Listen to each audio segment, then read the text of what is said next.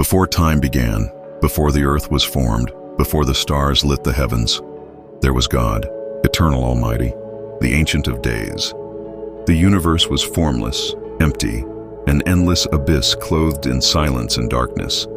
Yet even in that void, the Spirit of God moved, hovering over the deep like a mighty force waiting to be revealed. Then the silence broke. The Creator spoke. His voice thundered through eternity. "Let there be light." And at his word, light erupted. Darkness fled. Radiance pierced the void and day was born. Light and darkness were set apart, boundaries established by his command. Evening and morning passed, and the first day stood as testimony. God's word alone births reality.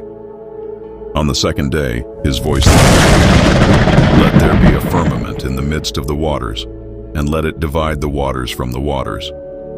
And instantly the sky stretched out, a vast expanse, separating the waters above from the waters below. The heavens unfolded at his decree, a boundless canopy declaring his greatness.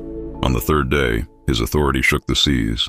"Let the waters under the heaven be gathered into one place, and let the dry land appear." At his command, continents rose, and oceans bowed into their borders. Mountains lifted their heads, valleys sank into place, and earth stood firm. Then God clothed the barren soil with life. Grass spread, trees took root, and fruit-bearing plants blossomed in abundance. The ground, once empty, became alive with color and fragrance, creation responding to the command of its king. On the fourth day, the Lord turned his gaze to the heavens. "Let there be lights in the firmament of the heavens to divide the day from the night, and let them be for signs and for seasons and for days and years." And so it was. The blazing sun was set in the sky to rule the day. The gentle moon rose to govern the night, and the stars, countless, endless beyond measure, were scattered across the universe like fire diamonds in the heavens.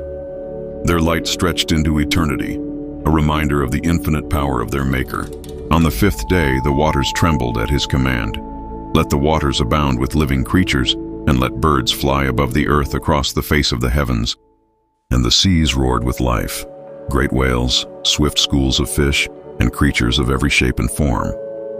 The skies came alive with wings, eagles soaring high, sparrows fluttering low, each bird declaring the wonder of the Creator. God blessed them, saying, "Be fruitful, multiply, fill the waters and the skies."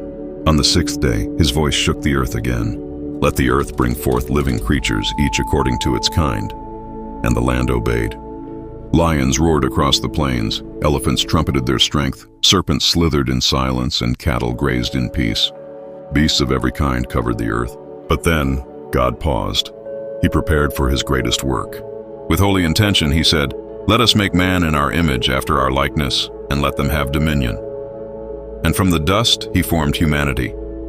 The Almighty shaped man with his own hands and breathed into his nostrils the breath of life.